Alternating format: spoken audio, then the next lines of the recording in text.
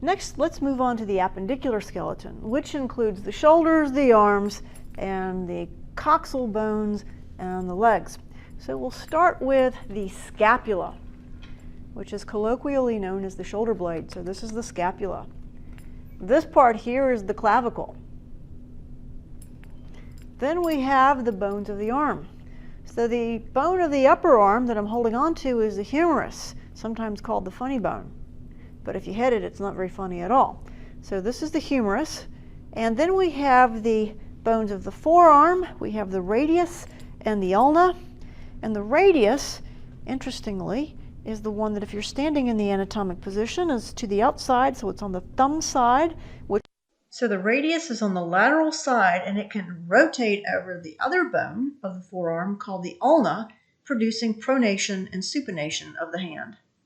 Then we have the carpal bones right here that are the bones of the wrist. So when we think of the bones of the wrist, you can kind of see how this bones sort of fit together here.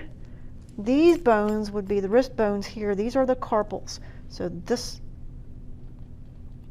bunch of bones right here. Then we have the metacarpals, which are the bones of the palms, and then the phalanges are the bones of the fingers. And we will see that toes are also called phalanges. And we number them 1 to 5. So the first one, Roman numeral 1 to 5. So this would be the first metacarpal, and then we have metacarpals 2, 3, 4, and 5.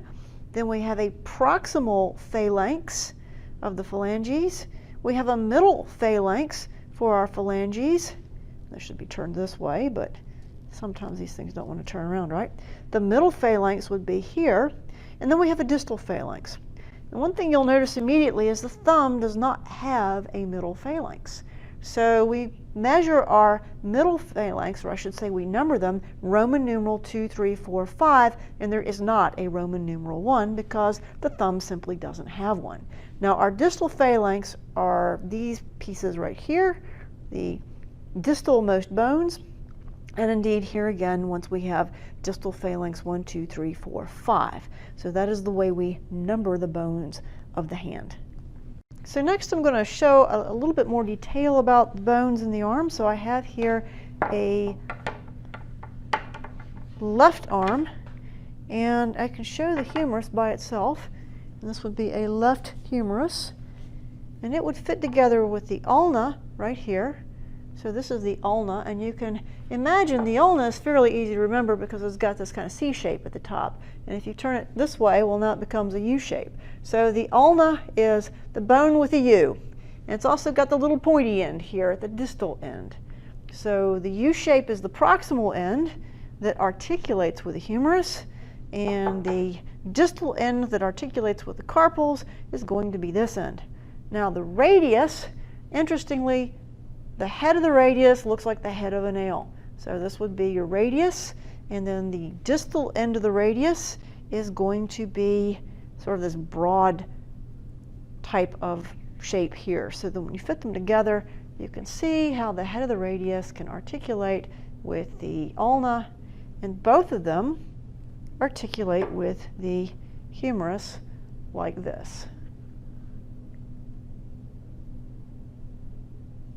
You can also see how nicely the carpal bones fit between the distal end of the radius and the ulna. So moving down to the lower limbs, we can look at the coxal bone, which is this whole thing right here.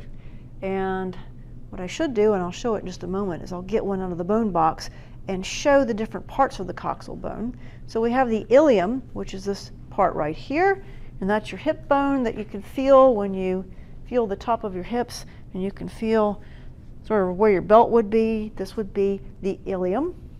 And then the thing that you're sitting on is your ischium. So the ischium is the part that you sit on, and then this part right here is the pubis. So you have 2 ischial bones, you have 2 pubes, or pubic bones here, and you have 2 ilia. And the whole collection of the 3, the ischium, the pubis, and the ilium, form the coxal bone. So here is a coxal bone that you can see.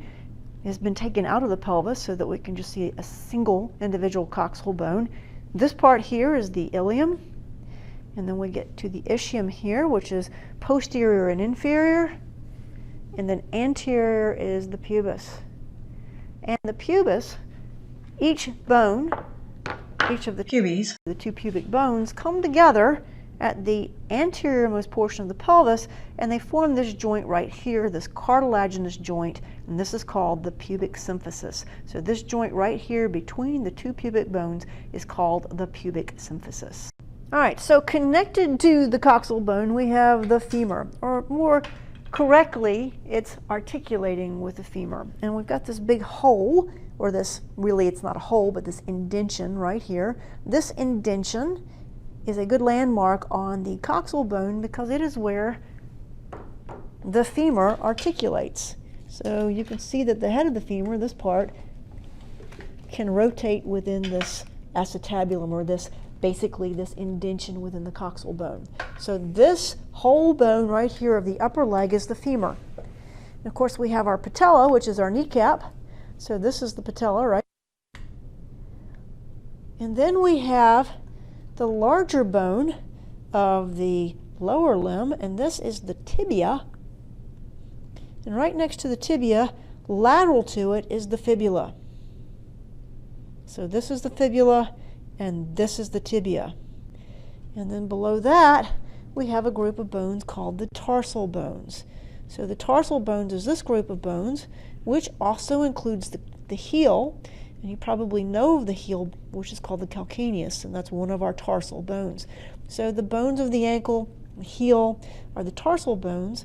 Then we have the metatarsals. And again, they are going to be numbered 1, 2, 3, 4, 5, and we use Roman numerals for these. So big toe to pinky toe is 1 to 5.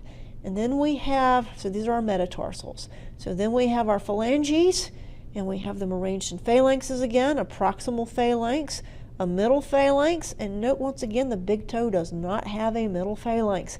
It is just simply, there isn't one. So then we have our distal phalanx here, numbered 1, 2, 3, 4, 5, but our middle phalanx starts at 2 and goes to 5 because our big toe does not have a middle phalanx.